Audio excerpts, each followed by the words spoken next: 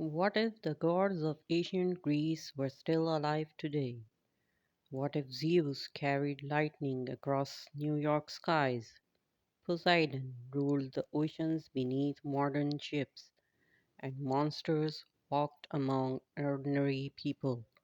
Welcome to Maple and Ink, where stories come alive through imagination, mystery, and adventure. Today, we're diving into one of the most beloved fantasy novels of the modern era, Percy Jackson and the Olympians, The Lightning Thief by Rick Riordan. This book mixes Greek mythology with the modern world in a way that feels exciting, funny, emotional, and surprisingly relatable, especially for younger audiences and even adults who still love magical adventures. So grab your swords, prepare for monster attacks, and let's enter the world of demigods.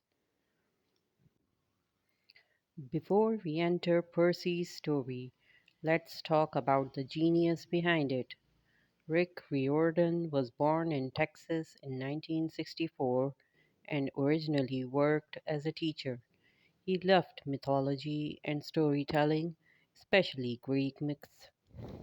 But the real inspiration for Percy Jackson came from his son, who struggled with dyslexia and ADHD. To help his son enjoy reading, Riordan began telling bedtime stories about Greek gods and heroes. Eventually, those stories evolved into The Lightning Thief, and that's what makes this book special. Percy isn't a perfect hero. He struggles in school. He gets into trouble. He feels different from everyone else. But instead of treating those differences as weaknesses, the story transforms them into strengths. That emotional core is one reason the Percy Jackson series became a worldwide phenomenon. Our story begins with a 12-year-old boy named Percy Jackson. Percy is not exactly living a great life. He has been kicked out of many schools. Teachers think he's problematic. He has trouble concentrating. He feels like he doesn't belong anywhere. The only bright spots in his life are his caring mother, Sally Jackson, and his best friend, Grover. But everything changes during a school trip to a museum. One of his teachers suddenly transforms into a horrifying monster, a fury from Greek mythology, and attacks him. Imagine being a 12-year-old and discovering your math teacher is actually a creature from the underworld trying to kill you. That moment changes Percy's life forever. Soon, Percy discovers an unbelievable truth. The Greek gods are real. Mount Olympus exists above modern America. Mythological monsters still roam the world, and Percy himself is not an ordinary human. He is a demigod, half human, half god. More specifically, he is the son of Poseidon, god of the sea. This revelation instantly places Percy in danger because powerful gods rarely trust each other, and the children of the big three gods are considered extremely dangerous. There comes the major conflict of the story. Zeus's master lightning bolt has been stolen, and somehow Percy becomes the prime suspect. Now imagine this situation. The king of the gods believes a 12-year-old boy stole his most powerful weapon. If the bolt isn't returned soon, a war among the gods could destroy the world. Percy has only days to prove his innocence. Percy is taken to one of the most iconic locations in modern fantasy literature, Camp Half-Blood. This camp acts as a safe haven for demigods, children of gods trained in sword fighting, survival skills, mythology, and combat against monsters. Each cabin represents a different Olympian god. This section of the novel is one of the reasons readers instantly fell in love with the series. It feels magical, adventurous, and fun. Imagine a summer camp mixed with ancient mythology. Here, Percy meets important characters like Annabeth Chase, daughter of Athena, Luke Castellan, a skilled swordsman, Chiron, the wise centaur trainer, and of course, Grover, who turns out to be a satyr disguised as Percy's friend all along. The friendships in this book are one of its strongest qualities. Unlike many fantasy heroes who act fearless all the time, Percy and his friends constantly joke, argue, panic, and make mistakes. They feel human. To stop a divine war, Percy must go on a dangerous quest across America.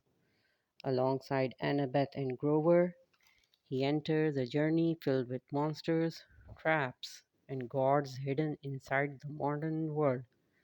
And this is where the book becomes incredibly creative. Ancient mythology blends with modern settings in hilarious and clever ways. For example, Medusa runs a garden statue business. The entrance to the underworld is located in Los Angeles. Harris rides a motorcycle like a rebellious biker god.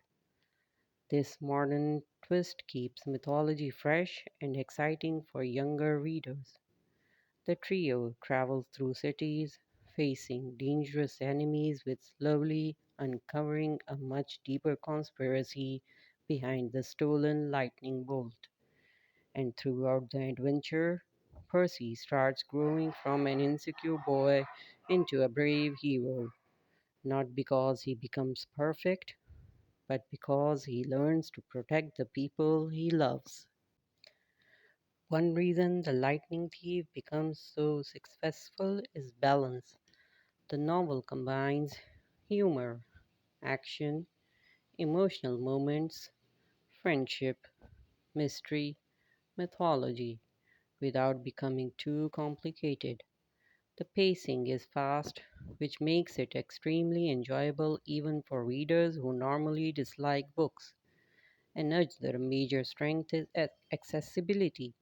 Greek mythology can sometimes feel confusing or difficult, but Rick Riordan explains it in a fun and simple way without making readers feel like they're studying history. In many ways, Percy Jackson became a gateway for young readers to become interested in mythology and literature itself. And unlike darker fantasy stories, this book remains light-hearted while still carrying emotional depth. Percy Jackson stands out because he feels real. He is sarcastic, emotional, impulsive, sometimes reckless. He doesn't want to be a hero at first, but that's exactly what makes him relatable. Traditional heroes are often shown as naturally brave and destined for greatness. Percy becomes heroic through choices. He chooses loyalty, he chooses friends, he chooses sacrifice, even when scared. And for younger audiences, especially, this sends a powerful message. You do not need to be perfect to matter. Although the novel is fun, it quietly explores darker themes too. Many demigods feel abandoned by their divine parents. Some characters carry resentments, loneliness, and anger. The gods themselves are powerful but flawed. This adds complexity to the story. The villains are not simple evil monsters, many are victims of broken relationships and ancient grudges. That emotional depth becomes even more important later in the series, but The Lightning Thief lays the foundation beautifully.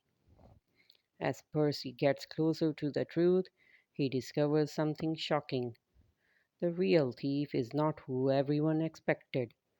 The betrayal connected to the stolen lightning bolt changes Percy's understanding of trust and friendship forever. Without spoiling every detail for new readers, the climax delivers action, tension, and emotional impact in a way that feels satisfying. The final confrontation reminds readers that the biggest dangers are not always monsters. Sometimes they are betrayal, jealousy, and manipulation. So, is The Lightning Thief worth reading? Absolutely. Whether you're a young reader discovering fantasy for the first time or an adult looking for a nostalgic adventure, this book offers something more memorable. What makes it so special? Creative modern mythology, fast paced storytelling, relatable characters, humor mixed with emotions, easy to read writing style, strong themes about identity and friendship. It's not just a fantasy novel, it's a story about finding where you belong, and that message connects with readers of all ages. So, that was our journey through Percy Jackson and the Olympians, The Lightning Thief by Rick Riordan. If you enjoyed this storytelling review, don't forget to like, subscribe, and join the Maple and Ink family for more magical books, thrilling stories, and unforgettable adventures. Until next time, keep turning pages, keep imagining worlds, and keep the magic alive.